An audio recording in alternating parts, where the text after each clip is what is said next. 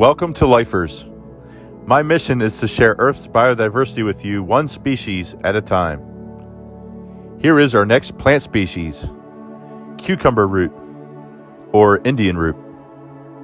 There are currently no subspecies recognized.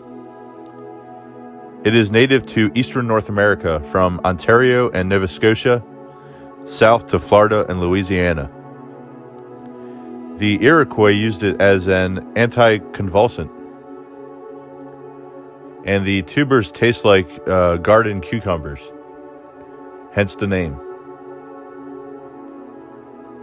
They eventually have several flowers on the top.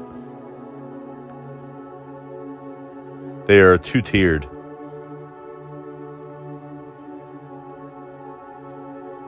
I just wanted to take some time out